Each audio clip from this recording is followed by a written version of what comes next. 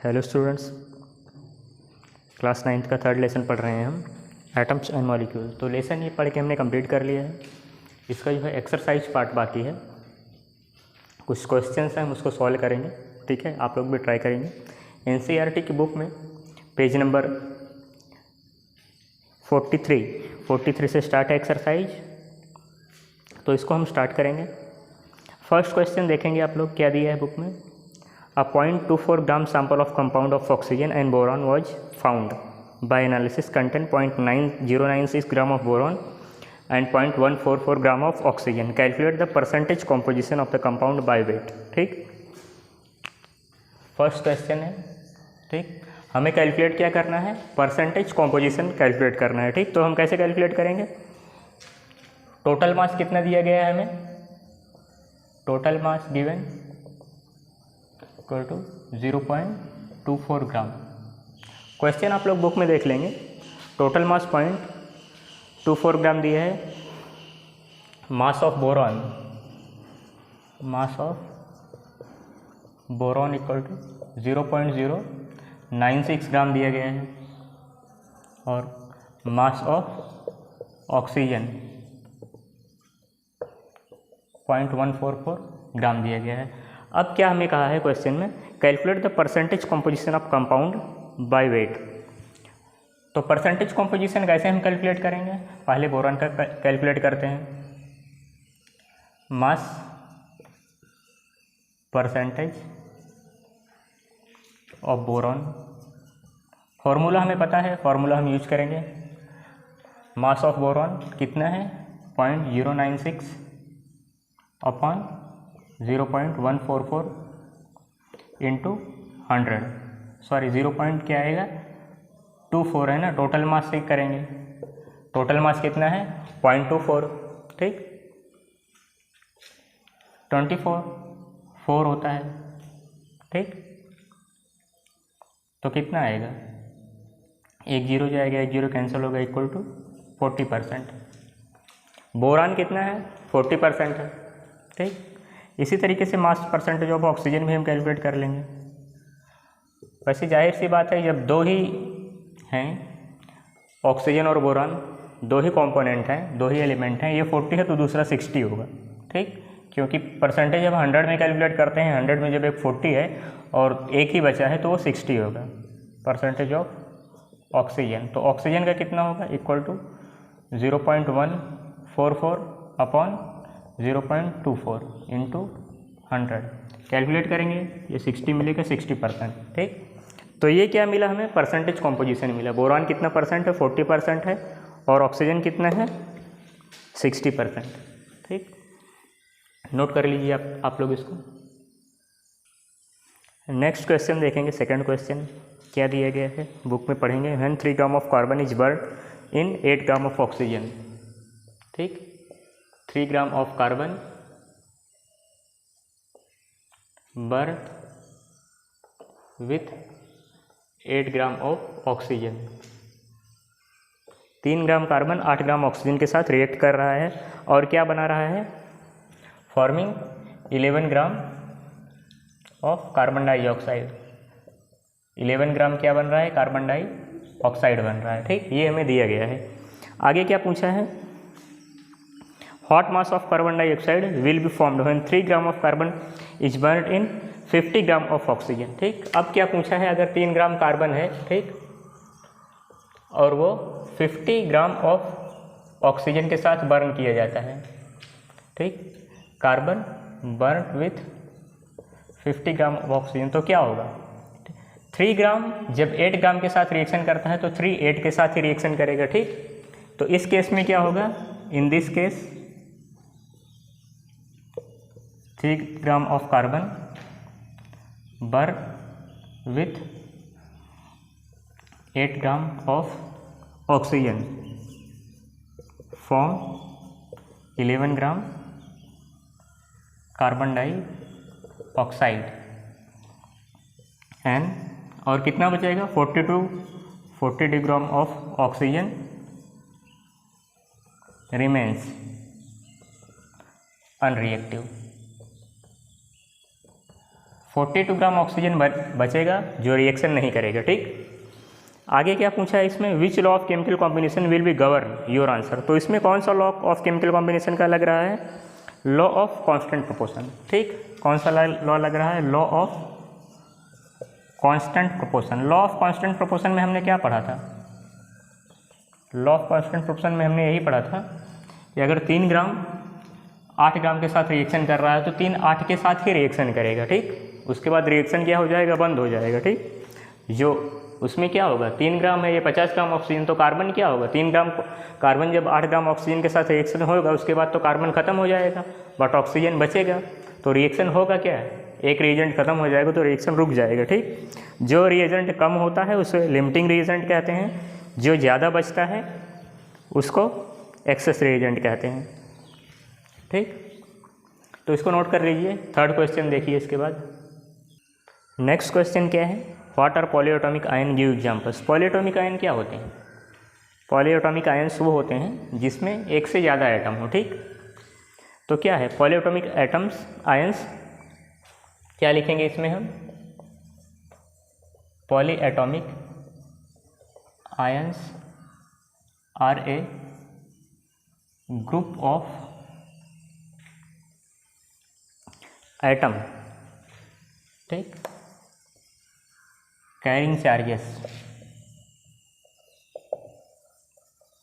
ये क्या होते हैं, ग्रुप होते हैं, यानी एक से ज़्यादा एटम होते हैं। ठीक, जिस तरीके से जो मॉलिक्यूल होता है, आयन में क्या है, हम आयन में मॉलिक्यूल नहीं कहते हैं, आयन के फॉर्मेशन से जो कंपाउंड बनता है उसको हम मॉलिक्यूल नहीं कहते। तो इसको इसके लिए ये वर्ड यूज किया गया है, ग्रुप ऑफ एटम। ठीक, कैरिंग चार्ज, चार्ज क्या होगा, चार्ज या तो पॉजिटिव होगा या फिर नेगेटिव होगा। ठीक, एग्जाम्पल क्या हो गया, जैसे NO3 हो गया, NO3, OH हो गया। ठीक, तो ये सब क्या है, ये क्या है, नाइट्रेट है। ठीक, एक एटम है क्या, नहीं, एक से ज़्यादा एटम है तो ये पॉलीएटॉमिक हुआ। ये क्या है, हाइड्रोक्साइड है।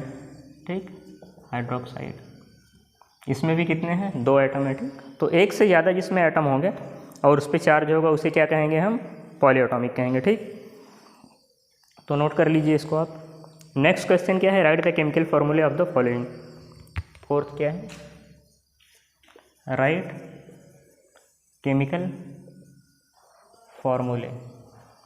केमिकल फॉर्मूले लिखना हमने सीखा था। ठीक, तो किस तरीके से लिखते हैं, फर्स्ट क्या है, मैग्नीशियम क्लोराइड, मैग्नीशियम क्लोराइड। तो कैसे हम लिखते हैं, सिंबल और वैलेंसी। सिंबल क्या होता है मैग्नीशियम का, Mg, क्लोराइड क्लोरीन का Cl, मैग्नीशियम का कितना होता है, वैलेंसी 2, क्लोरीन का 1। तो ये इससे मल्टीप्लाई होगा और ये इससे होगा, इसके साथ जाएगा। ठीक, तो क्या आ जाएगा, MgCl2। ठीक, केमिकल फार्मूला क्या होगा, MgCl2 होगा। ठीक, इसको नोट कर लीजिए आप लोग पॉज करके, उसके बाद आगे देखते हैं। इसके बाद नेक्स्ट क्या है, कैल्शियम ऑक्साइड, कैल्शियम ऑक्साइड। इसका कैसे लिखेंगे, पहले symbol calcium Ca, oxide O, valency calcium की कितनी होती है, 2, ऑक्सीजन की 0। जब दोनों की 2 है तो इसको सिंपली हम CaO भी लिख सकते हैं। ठीक, नीचे 2 लिखने की ज़रूरत नहीं है। नेक्स्ट क्या है, copper nitrate, copper nitrate, symbol valency. कौन कौन से एलिमेंट है, कॉपर है Cu और नाइट्रेट NO3। ठीक, चार्ज इसमें आप लोग जो है देख लेंगे कि किस पे क्या चार्ज होता है। नाइट्रेट पे जो है 2 का चार्ज होता है। NCERT की बुक में आप लोग पेज नंबर 37 ओपन करेंगे तो उसमें मिलेगा आपको, कॉपर जो है 1 और 2 दोनों चार्ज होता है। नाइट्रेट पे जो है सिंगल ही चार्ज होता है। ठीक, कॉपर की वैलेंसी 1 2 दोनों होती है, नाइट्रेट की 1 ही होती है। तो कॉपर की 2 ले लेते हैं, ठीक। जो नाइट्रेट में बनता है 2 लगता है और इसका 1, तो क्या हो जाएगा, क्रॉस हो जाएगा, क्या बनेगा, CuNO3 ट्वाइस। यहाँ पे NO3 है, जब ग्रुप ऑफ एटम होते हैं और 2 चार्ज लगना है तो 2 हम N2 फिर O के साथ 2 कैसे लगाएंगे, इसीलिए इसको होल पे करके 2 जो है बाहर लिख दिया जाता है, ठीक। नेक्स्ट क्या है, एल्युमिनियम क्लोराइड। एल्युमिनियम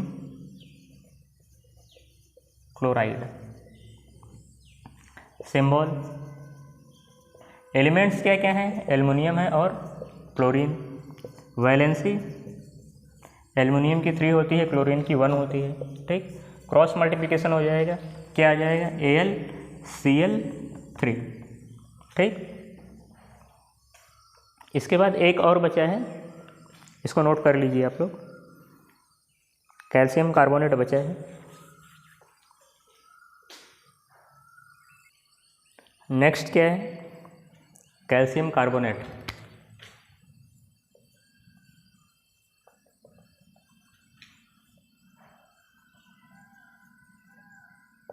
एलिमेंट्स कौन कौन से हैं इसमें, कैल्शियम है और कार्बोनेट का फॉर्मूला क्या होता है, कार्बन ऑक्सीजन 3। वैलेंसी कैल्शियम की भी 2 होती है, कार्बोनेट की भी 2 ही होती है, ठीक। तो 2 हमें लिखने की ज़रूरत नहीं है, दोनों क्रॉस होंगे तो क्या हो जाएगा, CaCO3, ये जो है फॉर्मूला होगा। नेक्स्ट क्वेश्चन क्या है, give the names of element. 5th question है, give the names of the elements present in following compound, ठीक। Give the names of elements present in following compounds. कुछ कंपाउंड के नाम दिए गए हैं, हमें बताना है कि उसमें कौन कौन से एलिमेंट प्रेजेंट हैं। फर्स्ट क्या है, क्विकलाइन।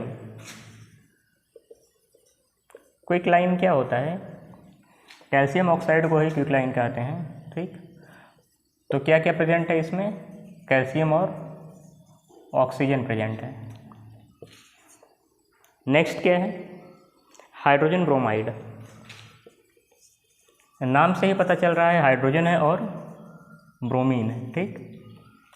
HBr होता है, HBr फॉर्मूला। तो एलिमेंट्स कौन कौन से प्रेजेंट हैं, हाइड्रोजन हुआ और bromine. Next baking powder. Baking powder क्या होता है, सोडियम बाइकार्बोनेट।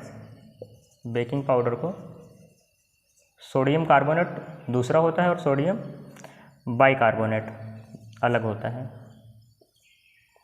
तो सोडियम बाइकार्बोनेट में क्या होगा, सोडियम होगा, हाइड्रोजन भी होगा, ठीक, हाइड्रोजन और कार्बन ऑक्सीजन।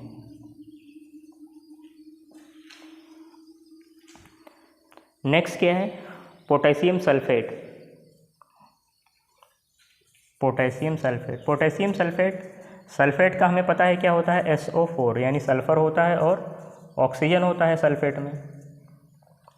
पोटेशियम का P होता है, तो पोटेशियम तो है ही, पोटेशियम। सल्फर भी है, सल्फेट में क्या होता है, सल्फर होता है और ऑक्सीजन, ठीक। तो ये सब एलिमेंट्स प्रेजेंट हैं, ठीक। आई थिंक आपको समझ में आया होगा, इसको आप लोग नोट कर लीजिए, ठीक। इतना आप लोग नोट कर लीजिए। इसके बाद हम आगे क्वेश्चन करते हैं। नेक्स्ट क्वेश्चन क्या है, question number 6, calculate the molar mass of following substances. Calculate the molar mass of following substances.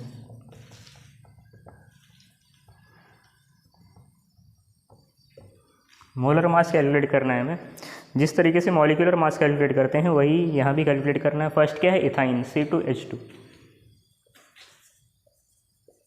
Ethyne C2H2। तो कैसे कैलकुलेट करेंगे हम लिखेंगे atomic mass of carbon is 12U, atomic mass of hydrogen is 1U। ठीक, दोनों value carbon hydrogen की इसमें हम पुट कर देंगे तो इक्वल टू क्या हो जाएगा 12 इंटू कितना कार्बन है 2 प्लस 1 इंटू 2 इक्वल टू 12 2 या 24 प्लस 2 26। ठीक, तो मोलर मास क्या हो गया 26।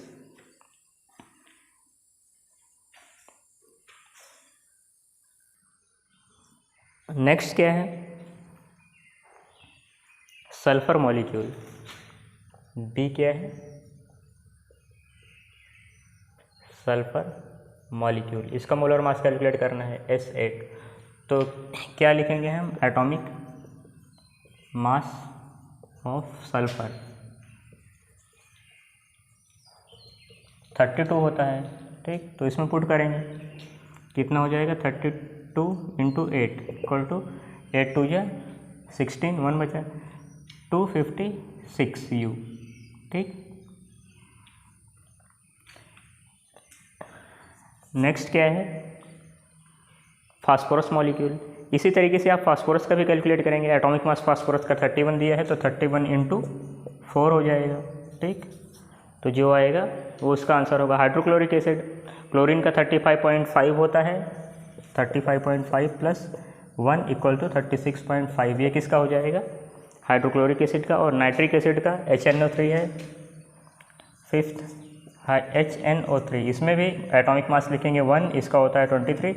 ऑक्सीजन कितना है 3 ऑक्सीजन है तो 1648। ठीक, इसको जोड़ देंगे आप, जो आंसर आएगा वो HNO3 हाइड्रोक्लोरिक एसिड का हो जाएगा। ठीक, आई थिंक ये आपको समझ में आया होगा, इजी है, इसको आप लोग कर सकते हैं। ठीक, बाकी जो है उसको हम नेक्स्ट वीडियो में करेंगे। Thank you.